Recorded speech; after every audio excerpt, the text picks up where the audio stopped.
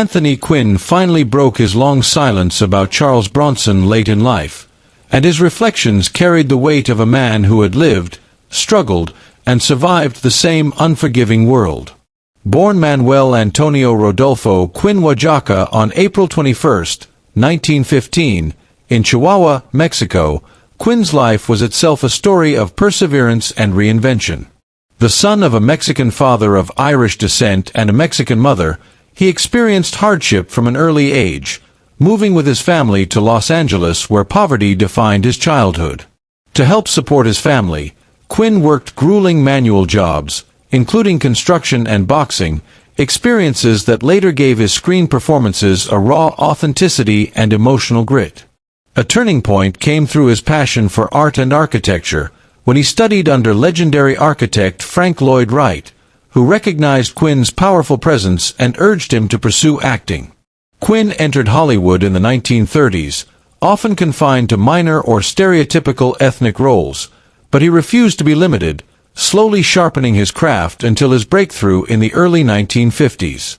His performance in Viva Zapata in 1952 earned him his first Academy Award and made him the first Mexican-born actor to win an Oscar, followed by a second Oscar for Lust for Life in 1956.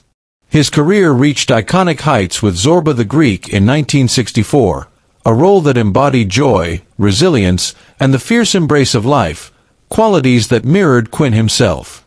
Over more than 150 films, he portrayed historical, religious, and mythic figures with equal strength and vulnerability, while also expressing himself as a painter, sculptor, and writer.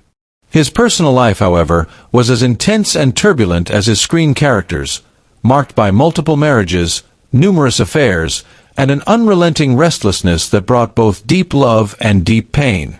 Yet for decades, when asked about his legendary contemporaries, Quinn remained notably quiet about Charles Bronson.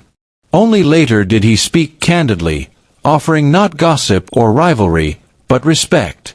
Quinn acknowledged that Bronson's intimidating screen persona masked a man shaped by poverty and survival, someone who, like Quinn himself, had clawed his way up from nothing.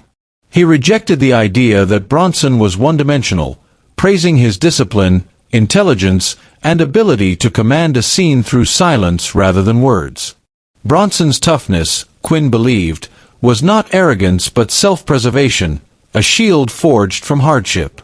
Though Quinn thrived on chaos and human connection while Bronson preferred solitude and distance, Quinn saw this difference not as a flaw, but as a method of survival in an industry eager to reshape men like them. In Bronson, Quinn saw authenticity, a working man who refused to be broken, and he believed audiences sensed that truth.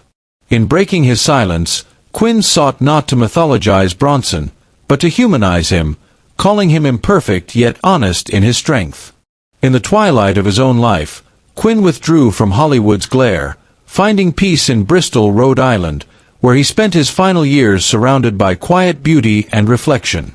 He passed away on June 3, 2001, at the age of 86, leaving behind a legacy that spanned continents, cultures, and generations. His funeral was held in Rhode Island, and in a final personal tribute, he was laid to rest in the backyard of the home he loved most, beneath a maple tree overlooking Narragansett Bay, a fitting resting place for a man whose life was defined by struggle, passion, and an unyielding devotion to art and truth.